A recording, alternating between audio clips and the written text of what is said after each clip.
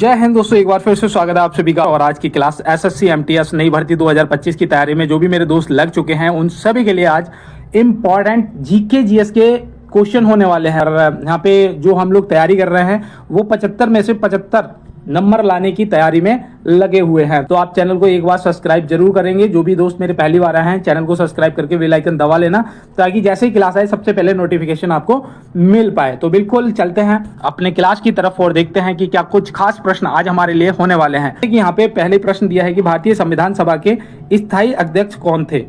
संविधान सभा के स्थायी अध्यक्ष और अस्थायी दोनों पूछे जाते हैं। तो यहाँ पे पहले तो याद रखना है कि स्थायी अध्यक्ष पूछे जाएंगे जो कि doctor Rajendra Prasad ji. Doctor Rajendra Prasad ji option A यहाँ पे क्या हो जाएंगे, हमारे बिल्कुल राइट आंसर बन जाएंगे। अब यहीं पे अगर अस्थायी अध्यक्ष पूछ लिया जाता, बेटा अस्थायी पूछ लिया जाता, तो सच्चिदानंद सिन्हा जी आपके राइट जवाब बन जाते। अब यहाँ पे कुछ दोस्तों ने डॉक्टर भीमराव अम्बेडकर जी को भी टिक किया होगा, है ना। तो मैं आपको बताऊं, ये बेटा प्रारूप समिति के अध्यक्ष थे। किसके?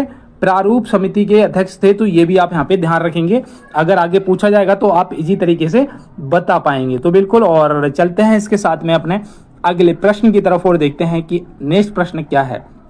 यहाँ पे दिया है, निम्नलिखित में से तीन कटिया प्रथा किस आंदोलन से संबंधित थी।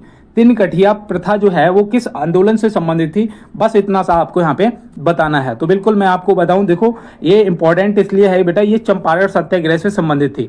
चंपारण सत्याग्रह महात्मा गांधी जी के नेतृत्व में 1917 में हुआ था। कब हुआ था? 1917 में। तो ये भी आप यहाँ पे ध्यान रखेंगे, अगर पूछा जाएगा तो आप इसी तरीके से बता पाएंगे। तो चलते हैं अपने अगले प्रश्न की तरफ और देखते हैं नेक्स्ट प्रश्न क्या है। जैसे कि यहाँ पे दिया है, ऑपरेशन संजीवनी किस देश के सहायता हेतु चलाया गया था। कौन सा बेटा? ऑपरेशन संजीवनी पूछा है कि किस देश के सहायता हेतु चलाया गया था। तो ऑपरेशन है, कंप्यूटर है ना, करंट अफेयर के क्वेश्चन है, इन सभी टॉपिकों से आपके आज की क्लास में क्वेश्चन होने वाले हैं। तो पहले तो मैं बताऊं कि ऑपरेशन संजीवनी जो था वो याद रखना मालदीव की सहायता के लिए चलाया गया था। ऑप्शन बी यहाँ पे क्या हो जाएगा, मालदीव हमारा राइट आंसर बन जाएगा। याद रखना ये भारतीय वायुसेना द्वारा चलाया गया था। ये भारतीय वायुसेना द्वारा चलाया गया था। जो मालदीव था इसे चिकित्सा सेवा के लिए इसे चलाया गया था। मतलब भारी संख्या में दवा भेजी गई थी भारत से मालदीव में, है ना। किस टाइम पर बेटा? कोविड के समय पे, कोविड के समय पे। तो ये भी आप यहाँ पे ध्यान रखेंगे, ठीक है ना। तो बिल्कुल देखो इंपॉर्टेंट है क्वेश्चन, नोट करिएगा। चलते हैं अपने अगले प्रश्न की तरफ। यहाँ पे दिया है, निम्नलिखित में से कारगिल किस रेंज में आता है। कारगिल पूछा है किस रेंज में आता है, तो आप यहाँ पे क्या बताएंगे।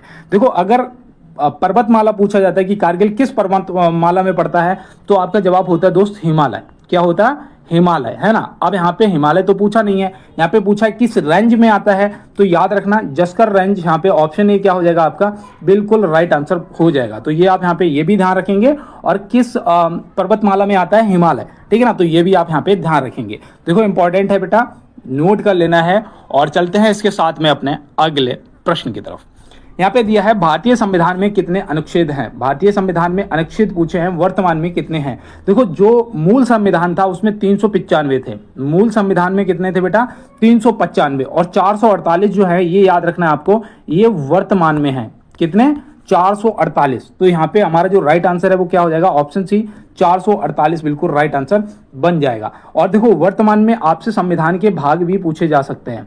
तो यहाँ पे भाग याद रखना 25 हो जाएंगे। और अगर यहीं पे आपसे अनुसूची पूछी जाए तो आप याद रखना कितनी है, 12 है, ठीक है ना। तो 12 अनुसूची, भाग 25 और अनुच्छेद 448। तो यहाँ पे राइट आंसर। चलते हैं इसके साथ अपने अगले प्रश्न पे।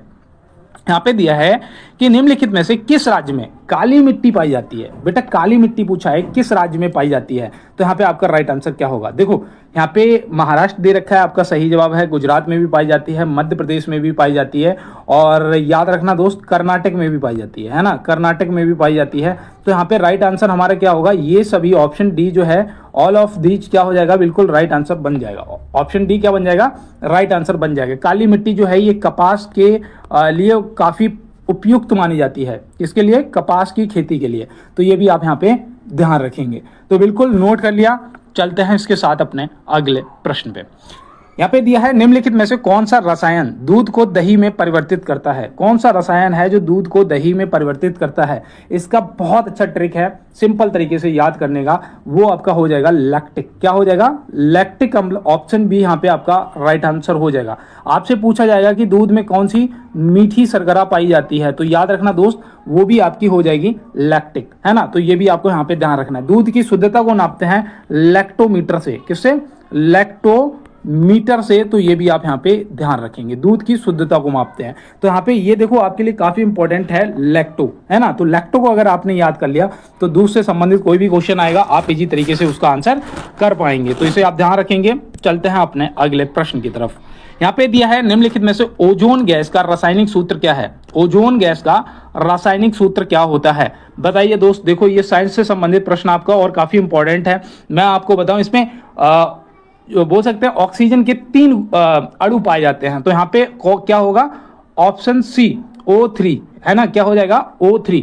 ऑक्सीजन के 3 अणु पाए जाते हैं। तो याद रखना यहाँ पे O3 हमारा क्या होगा? राइट आंसर हो जाएगा। कोई दिक्कत तो नहीं आ रही है ना। तो बिल्कुल इसी तरीके से ओजोन को याद रखना है। और चलते हैं अपने अगले प्रश्न की तरफ।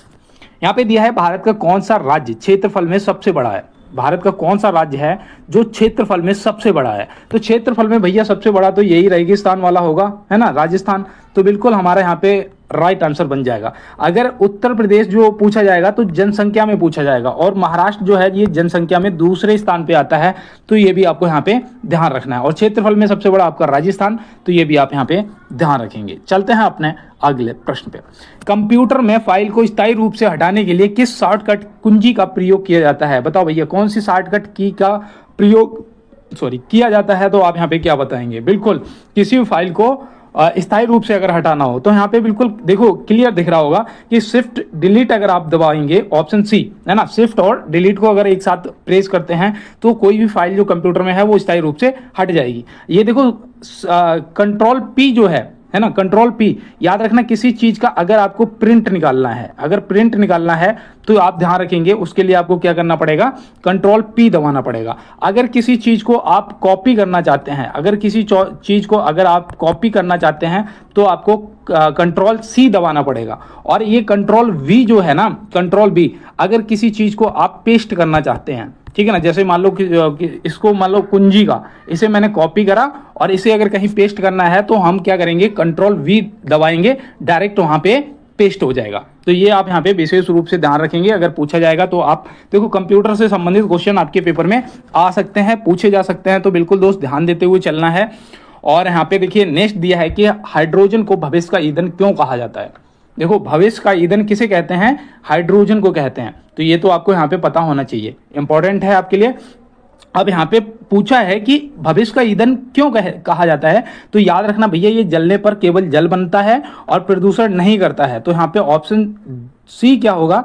ए और बी दोनों हमारा राइट आंसर बन जाएगा। ऑप्शन सी यहाँ पे क्या होगा? हमारा बिल्कुल राइट आंसर बन जाएगा। तो ये आप यहाँ पे ध्यान रखेंगे, नोट कर लेंगे, इंपॉर्टेंट है।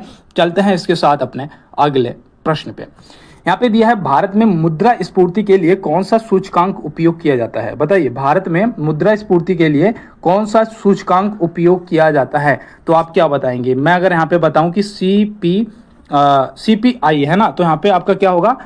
कस्टमर प्राइस इंडेक्स, है ना। तो यहाँ पे बिल्कुल उपभोक्ता मूल्य सूचकांक, ऑप्शन ए क्या होगा? बिल्कुल राइट आंसर हो जाएगा। तो ये भैया CPI आप याद रखेंगे ना। अगर पूछा जाएगा मुद्रा स्फूर्ति के लिए कौन सा सूचकांक उपयोग किया जाता है तो CPI या फिर उपभोक्ता मूल्य सूचकांक याद रहेगा, नोट कर लिया। चलते हैं फिर अपने अगले प्रश्न पे। देखिए यहाँ पे दिया है श्री गुरु गोविंद सिंह जी के दोनों छोटे पुत्रों की शहादत कहाँ हुई थी।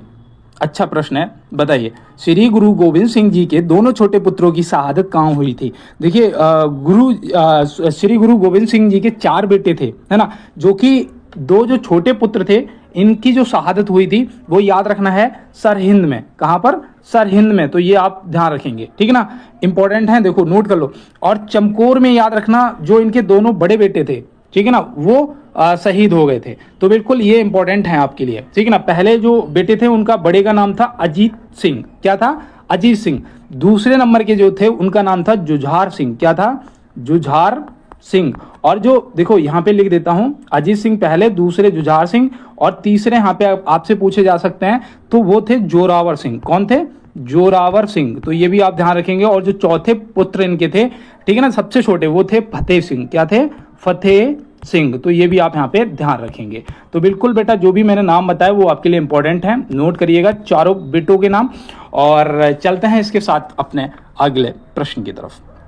देखिए यहाँ पे दिया है प्रधानमंत्री मुद्रा योजना कब प्रारंभ की गई थी। प्रधानमंत्री मुद्रा योजना पूछा है बेटा कि कब प्रारंभ की गई थी। तो यहाँ पे आपका राइट आंसर क्या होगा? बिल्कुल बेटा बहुत अच्छा प्रश्न है। और यहाँ पे मैं उम्मीद करता हूं कि अगर आपने 8 अप्रैल 2015 ऑप्शन बी को अगर टिक करा है तो आपका राइट आंसर बन जाएगा, है ना। और यहाँ पे एक चीज याद रखना है आपको, जो 8 नवंबर 2016 दिया है इसमें नोटबंदी हुई थी, है ना। नोटबंदी अगर पूछी जाएगी, विमुद्रीकरण जिसे बोलते हैं, वो आपका कब हुआ था? 8 नवंबर 2016 को। और 5 अगस्त 2019 को याद रखना है दोस्त, जो धारा 370 थी जम्मू कश्मीर से संबंधित, है ना, तो ये याद रखना, इसे हटा दिया गया था। तो ये भी आप याद रखोगे कब हटाया गया था? 5 अगस्त 2019 को हटाया गया था। तो ये भी आप यहाँ पे नोट कर लेंगे, इंपॉर्टेंट है।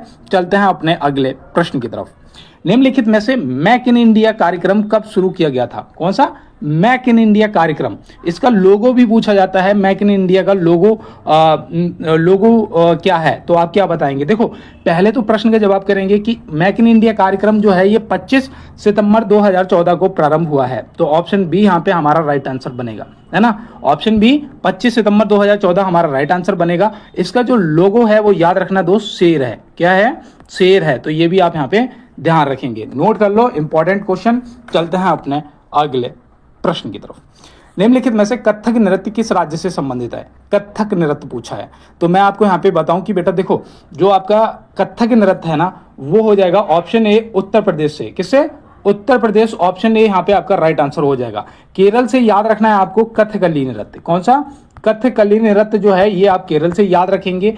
आंध्र प्रदेश से आपसे पूछा जा सकता है तो बेटा कुचिपुड़ी को याद रखना है। किसे? कुचिपुड़ी को याद रखेंगे आंध्र प्रदेश से। और तमिलनाडु से आपसे अगर पूछा जाएगा तो आपको भरतनाट्यम याद रखना है। क्या? भरतनाट्यम याद रखना है। तो ये भी आपसे पूछा जा सकता है। तो और आप भी अपने भाई को थोड़ा सा सपोर्ट दिखाओ यार। जो भी मेरे नए पुराने दोस्त मेरे साथ में जुड़े हुए, जैसे आपने कल की क्लास को सपोर्ट दिखाया ना, सभी को यार दिल से धन्यवाद। और उसी तरीके से इस क्लास को भी सपोर्ट दिखाना है। और जो भी नए दोस्त आए वो चैनल को सब्सक्राइब करके बेल आइकन जरूर दबा लेना। और थोड़ा सा ना अगर शेयर वाली बटन दबा दोगे तो बहुत अच्छा रहेगा, क्योंकि दोस्त आप लोगों का सपोर्ट ही है जो हमें बेहतर बनाता है ना। तो बिल्कुल। और देखो यहाँ पे दिया है कि निम्नलिखित में से भूमध्य रेखा कितने डिग्री पर स्थित है? कौन सी बेटा? भूमध्य रेखा पूछा है, भूमध्य रेखा। तो भूमध्य रेखा आपको याद रखना है, ये 0 डिग्री अक्षांश पर स्थित है। Option A. देखो आपने ये सोचा था, नहीं, आप इन दोनों में से अटके हुए थे कि इन दोनों में से कोई राइट आंसर होगा, लेकिन दोनों गलत है ना। ऑप्शन ए होगा आपका 0 डिग्री अक्षांश, ठीक है ना। तो बिल्कुल इसे नोट कर लिया। चलते हैं अपने अगले प्रश्न पे। यहाँ पे दिया है भारतीय संविधान में सबसे पहले कौन सी भाषा सम्मिलित की गई थी? भारतीय संविधान में सबसे पहले कौन सी भाषा सम्मिलित की गई थी? इंपॉर्टेंट बेटा, संविधान से संबंधित क्वेश्चन आपका यहाँ पे। और मैं यहाँ पे उम्मीद करता हूं कि आप सभी इसका राइट आंसर करेंगे अंग्रेजी। ऑप्शन सी क्या करेंगे? राज्य के नीति निर्देशक सिद्धांत डीपीएसपी संविधान के किस भाग के अंतर्गत आते हैं? बहुत अच्छा प्रश्न है। डीपीएसपी तो बेटा जरूर पूछा जाता है ना। और मैं यहाँ पे उम्मीद करता हूं कि अगर आपने बेधड़क बेझिझक ऑप्शन सी भाग 4 को टिक करा है तो आपका राइट आंसर हो गया है ना। और देखो यहाँ पे याद रखना, जो ये पार्ट 1 है, भाग 1 है, इसमें राज्य एवं संघ एवं उसके राज्य क्षेत्र जो है वो दिए गए हैं। भाग 2 जो है इसमें याद रखना दोस्त नागरिकता दी गई है ना। ये भी आपसे पूछे जाते हैं पेपर के अंदर। तो याद रखना नागरिकता से संबंधित भाग 2 और डीपीएसपी से संबंधित भाग 4 आपका हो जाएगा। तो बिल्कुल। और चलते हैं इसके साथ में अपने अगले प्रश्न की तरफ। भारतीय राष्ट्रीय कांग्रेस के पहले मुस्लिम अध्यक्ष कौन बने थे? बताइए, भारतीय राष्ट्रीय कांग्रेस के पहले मुस्लिम अध्यक्ष कौन बने थे? तो यहाँ पे आपका राइट आंसर क्या होगा? किस अधिवेशन में बने थे? अगर पता है तो वो भी बताइए, नहीं तो आप नोट करिए बेटा कि बदरुद्दीन तैयबा जी। ऑप्शन बी यहाँ पे क्या हो जाएंगे? आपके बिल्कुल राइट आंसर हो जाएंगे। बदरुद्दीन तैयबा जी आपके राइट आंसर हो जाएंगे। ये कब बने थे अध्यक्ष? तो मैं आपको बताऊं 1887 में बेटा बने थे। और 1887 में जो इसका अधिवेशन हुआ था वो हुआ था मद्रास में। कहां पर? मद्रास में। तो ये भी आप यहाँ पे ध्यान रखेंगे। अब आपको याद रहेगा डॉक्टर जाकिर हुसैन जी, ये भी इंपॉर्टेंट है क्योंकि ये स्वतंत्र भारत के प्रथम मुस्लिम राष्ट्रपति थे। प्रथम मुस्लिम राष्ट्रपति अगर पूछा जाएगा तो आप क्या बताएंगे, तो याद रखना है डॉक्टर जाकिर हुसैन जी, ठीक है ना, ये प्रथम मुस्लिम राष्ट्रपति थे। तो बिल्कुल नोट कर लीजिएगा दोस्त, और चलते हैं इसके साथ में अपने अगले प्रश्न की तरफ। देखिए यहाँ पे दिया है कि भारत का मानक समय किस रेखा द्वारा तय किया जाता है। भारत का मानक समय यहाँ पे आपसे पूछा गया है कि किस रेखा द्वारा तय किया जाता है। Very very most important question आपके लिए। और यहाँ पे जो भी मेरे दोस्त 82.5 डिग्री पूर्वी देशांतर ऑप्शन ए को टिक कर रहे हैं ना, उनका बिल्कुल राइट आंसर हो जाएगा। इसी से जो हमारा समय है वो निर्धारित किया जाता है। और ये कहाँ से गुजरती है दोस्त, इलाहाबाद के नैनी से, है ना, नैनी से। तो ये भी आप यहाँ पे ध्यान रखेंगे। तो बिल्कुल दोस्त ये इंपॉर्टेंट क्वेश्चन है।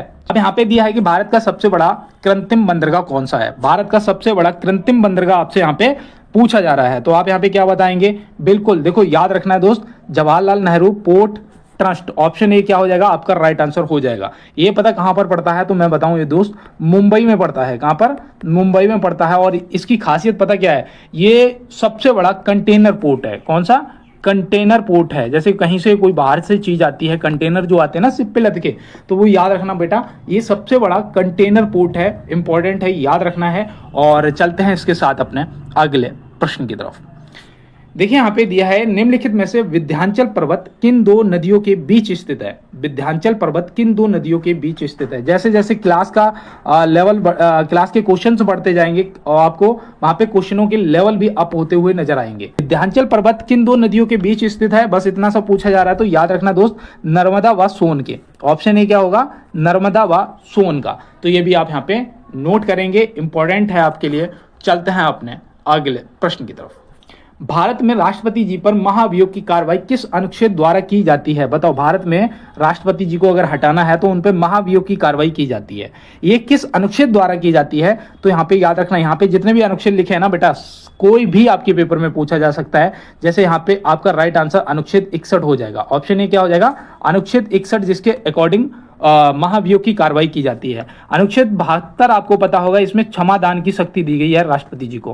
क्या, क्षमादान की शक्ति। अगर मान लो किसी को, आप स्टूडेंट हैं, आप पे XYZ कोई फर्जी केस लग जाता है ना, आपको सजा भी हो जाती है उस केस में, या आपको कहने का मतलब है कि अगर किसी भी तरीके की कोई भी आपराधिक सजा होती है और अगर आप राष्ट्रपति जी को पत्र लिखते हैं तो वो आर्टिकल 72 के तहत आपको माफ कर सकते हैं, है ना, सजा को बिल्कुल भी खत्म कर सकते हैं और चाहे तो कम भी कर सकते हैं। तो ये आप ध्यान रखेंगे। 164 में याद रखना, जो मुख्यमंत्री होते हैं ना राज्य को, सीएम, उनकी नियुक्ति की जाती है। उनकी क्या की जाती है, नियुक्ति की जाती है। तो ये भी आप यहाँ पे ध्यान रखेंगे। अनुच्छेद 368 में बेटा संशोधन दिया गया है। संविधान संशोधन अगर करना हो तो अनुच्छेद 368 के तहत किया जाता है। तो ये भी आप यहाँ पे ध्यान रखेंगे। तो बिल्कुल, और बहुत अच्छे, इसी तरीके से सभी का सपोर्ट करना है दोस्त। और चलते हैं अपने प्रश्न पे। यहाँ दिया है निम्नलिखित में से मृदा का अध्ययन क्या कहलाता है। बताओ, मृदा का अध्ययन मतलब मिट्टी का अध्ययन, है ना। यहाँ पे मिट्टी का अध्ययन आपको बताना है क्या कहलाता है। तो आपका राइट आंसर क्या होगा, बिल्कुल करो कोशिश, कोई बात नहीं है। अगर पेपर के अंदर गलत नहीं करना है, यहाँ पे अगर गलत भी हो जाता है तो भी कोई दोस्त बात नहीं है। अगर आपने यहाँ पे पेडोलॉजी ऑप्शन सी को टिक करा है, पेडोलॉजी, तो यहाँ पे आपका राइट आंसर बन जाएगा। यहाँ पे जो पेट्रोलॉजी है ना, पेट्रोलॉजी जो ऑप्शन बी में दिया गया है, पेट्रोलॉजी, याद रखना ये चट्टानों का अध्ययन होता है। क्या होता है, चट्टानों का अध्ययन होता है। तो ये भी आप यहाँ पे ध्यान रखेंगे। और जो ये पोटामोलॉजी है ना, पोटामोलॉजी, ये भी इंपॉर्टेंट है। ये बेटा नदियों के अध्ययन के लिए होता है। किसके, नदियों के अध्ययन के लिए। तो नदियों का अध्ययन, चट्टानों का अध्ययन और मिट्टी का अध्ययन, तीनों अध्ययन मैंने यहाँ पे आपको बताए जो आपके पेपर से रिलेटिव हैं, इंपॉर्टेंट हैं, नोट करना है। चलते हैं अपने अगले प्रश्न पे।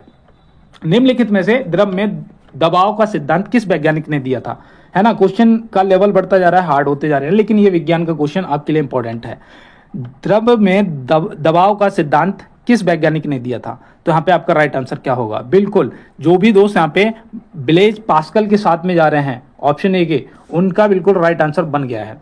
ऑप्शन ए अगर आपने यहाँ पे लगाया तो आपका बिल्कुल राइट आंसर दोस्त बन गया है। चलते हैं इसके साथ अपने अगले प्रश्न पे।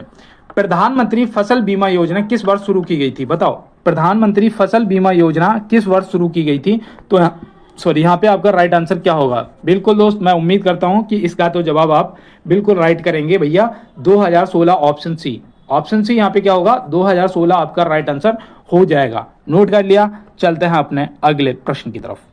यहाँ पे दिया है एक्सेल में ऑटो सम का शॉर्टकट क्या होता है, बताइए। देखो कंप्यूटर से संबंधित दूसरा क्वेश्चन आपकी क्लास में आज कि एक्सेल में ऑटो सम का शॉर्टकट क्या होता है। Very very most important. Auto सम मतलब सम मीन्स बराबर, तो यहाँ पे हम बता सकते हैं कि बेटा अगर आप आल्ट प्लस सम दबाते हैं, ऑप्शन सी है ना ये, तो यहाँ पे आपका क्या हो जाएगा, बिल्कुल राइट आंसर हो जाएगा, है ना। एक्सेल में ऑटो सम का जो शॉर्टकट होता है वो आल्ट प्लस सम बोल सकते हैं या फिर इक्वल बराबर, ठीक है ना। तो ये आप ध्यान रखेंगे, ऑप्शन सी यहाँ पे आपका राइट आंसर बन जाएगा। नोट कर लिया, चलते हैं अपने अगले प्रश्न पे। निम्नलिखित में से सवाना घास के मैदान कहाँ पाए जाते हैं। घास के मैदान भी देखो आपके पेपर में इंपॉर्टेंट हैं, पूछे जाते हैं, है ना। और मैं अगर आप मेरे साथ में जुड़ चुके हो, अगर आपने दोस्त लाइक वाला बटन दबा दिया है, देखो अपनी प्रेजेंट लगाया करो। जैसे सवाना घास के मैदान पूछा गया है कि कहाँ पाए जाते हैं, तो यहाँ पे आपका जो राइट आंसर दोस्त बनेगा ना, वो याद रखना अफ्रीका। अगर यहाँ पे ऑस्ट्रेलिया भी दिया गया होता ना, ऑस्ट्रेलिया, तो वो भी आपका राइट आंसर बन सकता था, लेकिन यहाँ पे अफ्रीका दिया है ना, तो आपको लगा देना है, आपका राइट आंसर हो गया है। आप देखो यहाँ पे अमेरिका में भी घास के मैदान पाए जाते हैं, अमेरिका में भी पाए जाते हैं। कौन से पाए जाते हैं दोस्त, पियरी घास के मैदान। पियरी घास के मैदान जो हैं ये आपके अमेरिका में पाए जाते हैं। अर्जेंटीना में भी बेटा घास के मैदान पाए जाते हैं, और वो कौन से पाए जाते हैं, तो याद रखना है पंपास। कौन से, पंपास घास के मैदान पाए जाते हैं, तो ये भी आप यहाँ पे ध्यान रखेंगे, ठीक है ना। स्टेपिस पूछे जाते हैं, कौन सा स्टेपिस, देखो मैं लिख के बता देता हूँ। स्टेपी घास के मैदान पूछे जाते हैं जो कि आपके यूरोप में पाए जाते हैं। कहाँ पर, यूरोप में पाए जाते हैं, तो ये भी आप यहाँ पे ध्यान रखेंगे। तो जो भी आपके घास के मैदान हैं, इस टॉपिक से भी जो भी क्वेश्चन बनेंगे, नदी नाले झरने, 2011 की जनगणना, विटामिन, जितने भी क्वेश्चन बन सकते हैं ना, वो सभी आपको क्लास में देखने को मिलेंगे अगर आप मेरे साथ आ चुके हैं तो। आईपीएल 2025 में विजेता टीम कौन बनी है, बताओ। करंट के भी काफी क्वेश्चन है, क्लास में कर चुके हैं और कुछ अभी रह गए कि आईपीएल 2025 की विजेता टीम कौन बनी है। तो बेटा पहली बार हमारी आरसीबी, रॉयल चैलेंजर बेंगलोर जीती है ना। उप विजेता कौन रहा है, तो याद रखना पंजाब किंग्स जो है ये उप विजेता रहा है, तो ये भी आप यहाँ पे ध्यान रखेंगे। ये कोलकाता नाइट राइडर्स जो है, याद रखना ये 2024 में जीती थी। हो सकता है भैया 2025 का फर्स्ट शिफ्ट में पूछे, 2024 का सेकंड में पूछ ले, है ना। तो ये भी यहाँ पे तैयार करते हुए चलना है। और इसमें जो सनराइजर्स हैदराबाद थी, ये उप विजेता रही थी 2024 में, तो ये